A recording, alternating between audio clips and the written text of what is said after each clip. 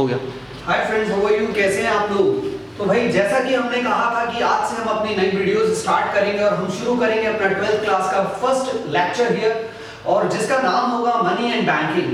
तो आज पहली वीडियो में लेकर आपके सामने आ गया हूं मनी एंड बैंकिंग के नाम से।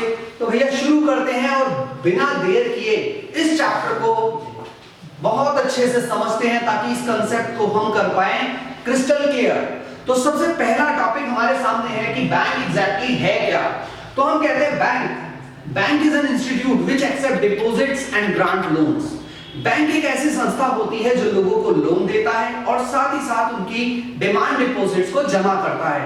डिमांड डिपॉजिट मतलब वो डिपॉजिट जिन्हें जब चाहे एक कस्टमर जब चाहे अपनी डिमांड के अकॉर्डिंग वापस निकाल सकता है।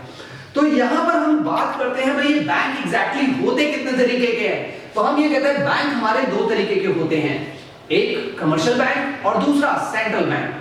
अगर हम बात करें कमर्शियल बैंक और सेंट्रल बैंक की, तो हमारे देश में बहुत ज्यादा मात्रा में हमें देखने को मिलते हैं बैंक। यहां पर अगर बैंकिंग सिस्टम की बात की जाए तो कमर्शियल बैंक बहुत ज्यादा मात्रा में देखने को मिलते हैं, और किसी भी देश में बेटा किसी भी देश में सिर्फ एक ही सेंट्रल बैंक होता है जिसको पूरी अथॉरिटी होती है नई करेंसी को पब्लिश करने की।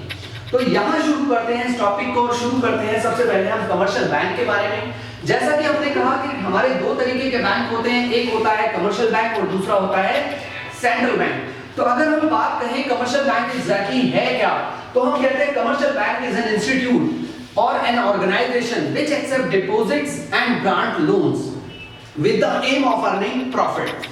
Whereas अगर हम बात करें साथ ही साथ सेंट्रल बैंक की, तो सेंट्रल बैंक क्या है? हम कहते हैं central bank is N apex body, यानी सेंट्रल बैंक सबसे ऊपरी बैंक है, यानी कि एक देश में सबसे उच्च बैंक जो होता है उसे हम सेंट्रल बैंक के नाम से जानते हैं। अगर हम कहें इन दोनों में डिफरेंस क्या है, there are lots of difference which we can clarify here, और एक एक पॉइंट पर हम लेकर इसको डिफरेंशिएट कर सकते हैं। जैसे सबसे पहले मैंने यहां पर इनको डेफिनेशन के बेस पर डिफरेंशिएट किया, जहां पर हमने कहा कि commercial bank is an institute which accept deposits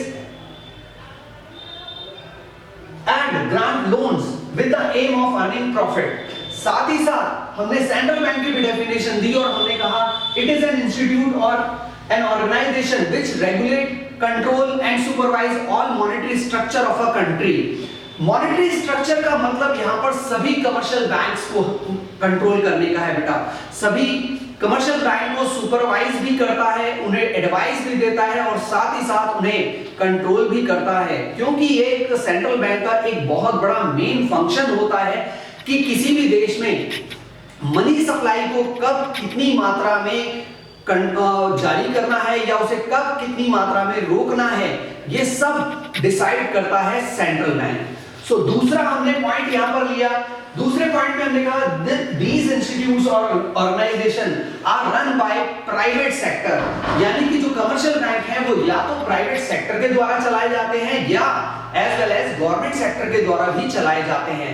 अगर हम प्राइवेट सेक्टर की बात करें तो जितने भी एक्सिस बैंक है या एचडीएफसी बैंक है या आईसीआईसीआई बैंक है, ये सारे बैंक कैसे हैं?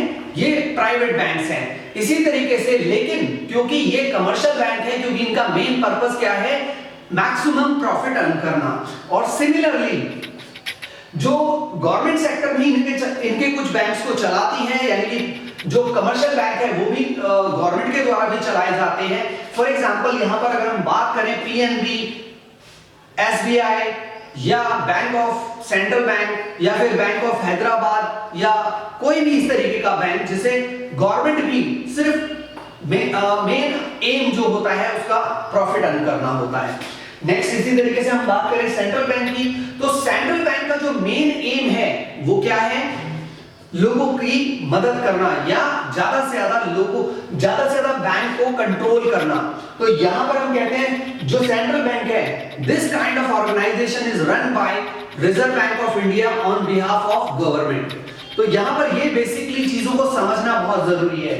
नेक्स्ट हम कहते हैं, तीसरा पॉइंट हमने लिया, यहां पर हमने कहा there are number of commercial bank. ये चीज मैं पहले भी क्लियर कर चुका हूं कि एक देश में जो कमर्शियल बैंक होते हैं वो बहुत बड़ी मात्रा में देखने को मिलते हैं, जबकि किसी भी देश में चाहे वो इंडिया हो, चाहे अमेरिका हो, चाहे ऑस्ट्रेलिया हो, चाहे कोई भी देश हो, हर देश में सिर्फ और सिर्फ एक ही सेंट्रल बैंक होता है who has full control over the supply of money.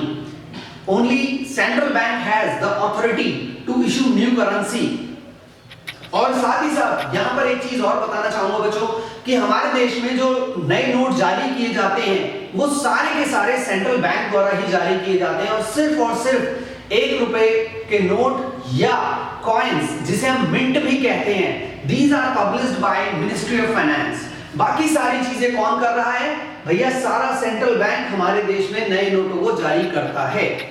Next, इसके बिहाफ पर हमने एक और पॉइंट बताया कि these banks deals with the public directly, यानी हमने कहा जो हमारे कमर्शियल बैंक होते हैं वो डायरेक्टली डील करते हैं विद द पब्लिक, जबकि अगर हम सेंट्रल बैंक को देखें तो सेंट्रल बैंक में कभी भी सेंट्रल बैंक पब्लिक से डायरेक्टली डील नहीं करता।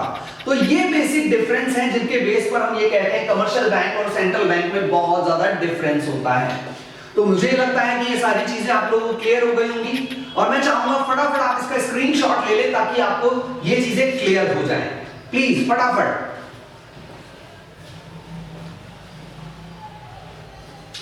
होप सो कि आप लोगों ने स्क्रीनशॉट ले लिया होगा।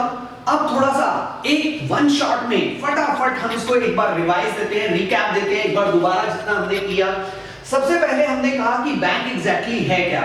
हम कहते हैं बैंक एक ऑर्गेनाइजेशन है जो लोगों से उनकी डिपॉजिट को एक्सेप्ट करता है और साथ ही साथ उन्हें जरूरत पड़ने पर उन्हें फंड लोन ग्रांट करता है।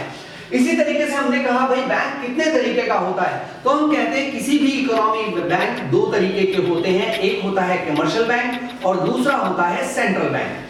कमर्शियल बैंक और सेंट्रल बैंक में बहुत ज्यादा डिफरेंस देखने को मिलता है। एक वन शॉट में अगर मैं बताना चाहूं कि भाई कमर्शियल बैंक क्या है, तो मैं कहूंगा commercial bank is an institution और an organisation which accept deposits and grant loans with the aim of earning profit. There are lots of, there are large number of commercial bank in an economy, whereas जहां अगर हम बात करें, ये भी हम कहेंगे कि कमर्शियल बैंक डायरेक्टली डील करता है विद द पब्लिक, और बहुत सारे एग्जांपल्स हमारे सामने हैं जैसे कि HDFC, ICICI, एक्सिस बैंक, ये सभी के सभी एग्जांपल हैं हमारे कमर्शियल बैंक के। जबकि अगर हम बात करें सेंट्रल बैंक की, तो सेंट्रल बैंक क्या है बच्चों? सेंट्रल बैंक का मतलब है central bank is an organisation which accept which controls, regulate और supervise all monetary structure of an economy. यानी एक अर्थव्यवस्था में जितने भी कमर्शियल बैंक हैं उन सबको ऑर्गेनाइज भी करता है, उन सबको कंट्रोल भी करता है, उन सबको डायरेक्ट भी करता है और साथ ही साथ उन्हें सुपरवाइज भी करता है। तो ये सारे काम हमारे एक सेंट्रल बैंक के हैं। साथ ही साथ हम कहते हैं only the central bank has complete authorisation of publishing new currency. यानी हमारे देश में अगर कोई भी संस्था, अगर हम कहें कि हमारे देश में अगर कोई नोट जारी करता है तो वो सिर्फ और सिर्फ सेंट्रल बैंक है। इसके अलावा जो सेंट्रल बैंक है वो डायरेक्टली डील नहीं करता विद द पब्लिक। और इसका एग्जांपल अगर हम कहें तो भाई RBI is the only example of central bank, right. तो अब इसके बारे में, इसके बाद आगे हम बात करेंगे भाई कि हमारे सेंट्रल बैंक के या कमर्शियल बैंक के मेन फंक्शंस क्या हैं। बहुत इंपॉर्टेंट है एग्जाम पर्पस के लिए, क्योंकि हमारे एग्जाम में हर हालत में एक क्वेश्चन हमसे ये जरूर पूछा जाता है कि सेंट्रल बैंक या कमर्शियल बैंक के मेन फंक्शंस क्या हैं। अगर हम देखें तो कमर्शियल बैंक या सेंट्रल बैंक, इन दोनों के डिफरेंट फंक्शंस हैं और बहुत ज्यादा फंक्शंस हैं। हम जहां पर किसी भी नॉर्मल पर्सन से अगर ये पूछे कि भाई बैंक करता क्या है, आप लोगों में से कई लोग सिर्फ इतना ही कहेंगे सर उसका काम कुछ नहीं है, सिर्फ पैसे डिपॉजिट करना और या फिर सिर्फ जब उनको जरूरत पड़ जाए उन्हें लोन दे देना।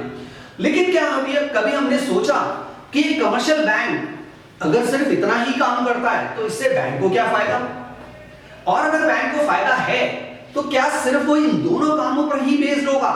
नहीं, एक कमर्शियल बैंक बहुत ज्यादा फंक्शन करता है, यानी कि उसके बहुत सारे काम हैं जिनको हम डिटेल में पढ़ेंगे। साथ ही साथ हम पढ़ेंगे सेंट्रल बैंक के फंक्शंस। सेंट्रल बैंक जिसको हमने अभी अभी कहा, जिसका मेन पर्पस क्या है? उसका मेन पर्पस है रेगुलेट करना, कंट्रोल करना और सुपरवाइज करना। किसको?